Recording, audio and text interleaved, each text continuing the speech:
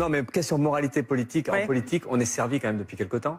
On connaissait des vieilles histoires depuis très longtemps de triche, de vol, de mensonges. Là, on a eu Dassault récemment qui a été condamné à de la prison. Dassault, c'est quand même aussi un politique, c'est un milliardaire patron du Figaro. Et il y a beaucoup de noms qui sont donnés, mais non, mais vos propositions. C'est pas parce que j'ai pas de cravate qu'il faut me couper. Oh non, voilà. Bon. pas du tout. Donc la question, c'est déjà parler de ça, de la situation. Donc Dassault, je disais, donc je reprends. Hein, il fait pas de prison parce que le monsieur est un peu trop vieux. Hein, clause humanitaire, tant mieux.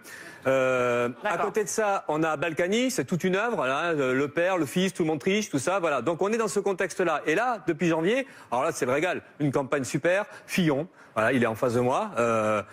Que des histoires, et plus on fouille, plus on sent la corruption, plus on sent la triche. Et à côté de ça, donc en plus c'est des bonhommes qui nous expliquent qu'il faut la rigueur, qu'il faut l'austérité, et eux-mêmes ils piquent dans les caisses publiques. Donc il y a quand même un petit problème de ce côté-là. Là, après vous pourrez parler. Non, Monsieur Fillon, vous pourrez parler après. Comme ça. Oui, d'accord. Oui. Merci. Donc bon, c'est ce que j'ai dit, je l'ai dit. Ensuite, il y a aussi Le Pen, hein, à côté. Alors, elle va peut-être réagir aussi. Mais Le Pen, pareil, on pique dans les caisses publiques. Alors là, c'est pas ici, c'est l'Europe. Alors l'Europe, pour quelqu'un qui est anti-européen, ça gêne pas de piquer de l'argent de l'Europe.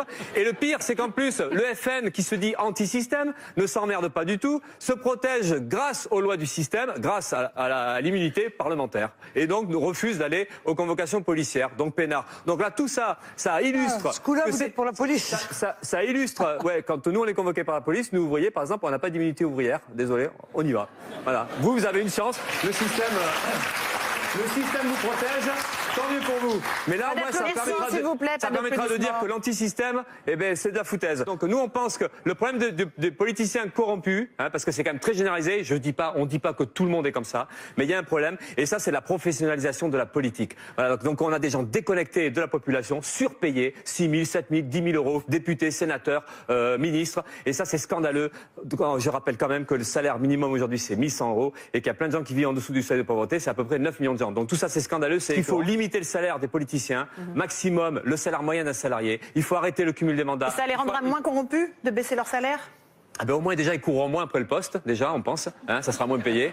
Et l'autre truc qui peut être avantageux, c'est qu'ils auront peut-être envie d'augmenter plus facilement le SMIC et les salaires puisqu'ils seront directement concernés. Donc...